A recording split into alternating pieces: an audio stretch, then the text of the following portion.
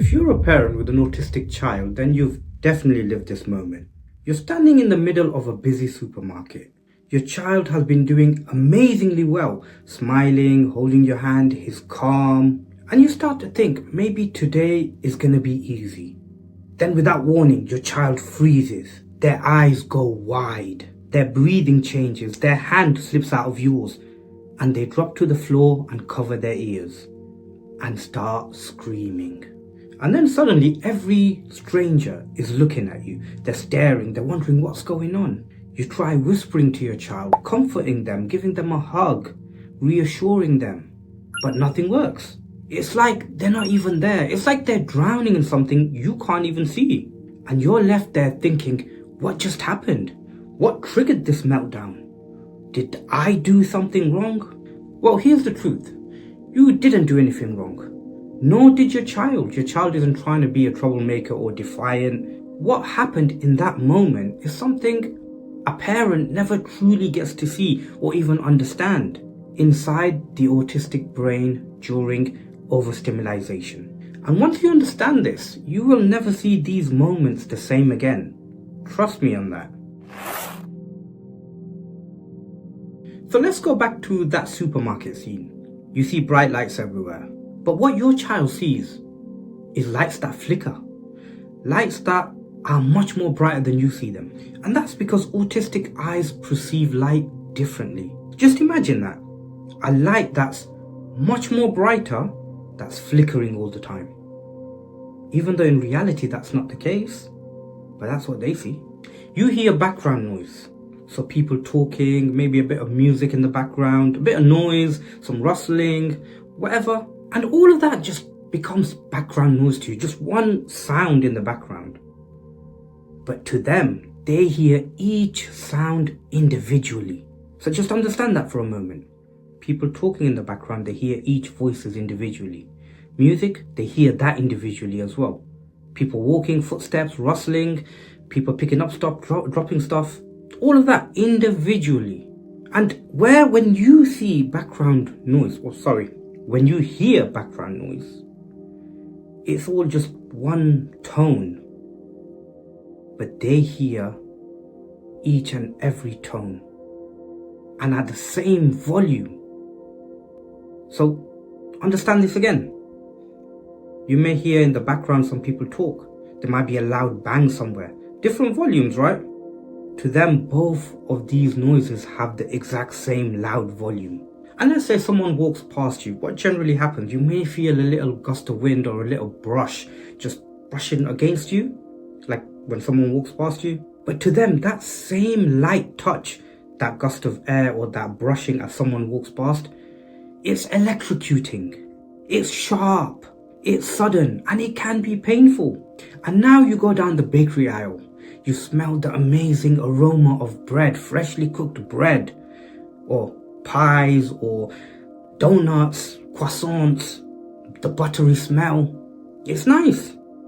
They smell the entire bakery, the cleaning products, the fish counter, the individual perfume from each person, and all of this at once. You see, your brain tunes out what you don't want to see or hear or smell. Theirs cannot filter anything, so they get everything. If you've seen that movie Bruce Almighty, when he gets that power to do whatever he wants, and he can hear people's complaint, and he just hears every person's complaint from everywhere, he can't tune it out. That's exactly what happens. They don't get to choose what to focus on. It's all equal, constant, and very, very, very, very loud.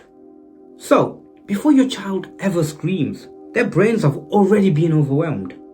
And this is the moment overstimulation begins.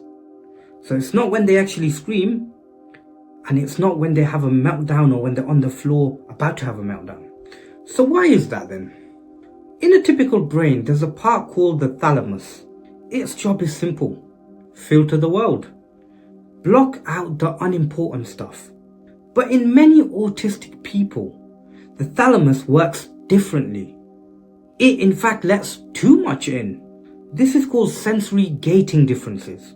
To put it simply, your child doesn't have a volume control button. it receives raw data all at once. So imagine trying to have a conversation while somebody blasts 5 radios, 10 TVs and 3 vacuums all at once. Yeah, you'd break down too. And when the brain hits maximum capacity, something predictable happens. The amygdala, the brain's alarm system, activates. It shouts, "I'm not safe, I'm not safe." And this launches the body into fight, flight, or freeze. And here's what that looks like. When it's fight, they're screaming, pushing, fighting, crying. When it's flight, they're running away, bolting, hiding. And when it's freeze, they go silent, they go limp, they shut down. And none of these are by choice. None of it's manipulation. None of it's behavioral. These are survival responses. Your child is just trying to protect themselves. And from what? Sensory overload, which is causing them pain. I mean, as a normal person, if you went through half of what they went through, you'd be in a lot of pain yourself. So why does this seem random to parents then? Because many parents say, "He was fine 5 minutes ago. He just went from 0 to 10 just like that." Well, it didn't. Because they saw the explosion. But what they didn't see is the build-up. Overstimulation builds quietly, silently, like in the shadows, until the brain has no more space left. It's like filling a glass. You're filling it, you're filling it, you're filling it, and suddenly it spills out. Every sound, touch, smell, demand just adds a drop to that glass. And when it reaches that point, even something really small can make that glass spill out. And that overflow is what's called a meltdown. And that often seems random because the trigger wasn't actually the cause. The trigger was the final straw. Just understand that for a minute. We as parents, we assume this or that has triggered our child. No. In reality, that trigger was the final straw. Does that make sense? If it does, subscribe to the channel. Let's carry on. So after a meltdown, the brain crashes and your child may cry quietly, withdraw, fall asleep or want to be held, or they may just want to be left alone, or they may even just become clingy, non-verbal. And this is neurological recovery. Their nervous system has been pushed beyond their limit and they're just trying to soothe themselves back to baseline. So why meltdowns happen after a good day? This one surprises many parents. Sometimes your child will have an amazing day. School went good, routines worked, everything seemed smooth. Then they came home and just collapsed, started crying, having a meltdown, got very emotional, got very clingy. Here's why. Delayed processing. Autistic children often can hold everything together throughout the day. This is called emotional masking. They literally push through sensory discomfort. And by the time they get home, their brains are exhausted.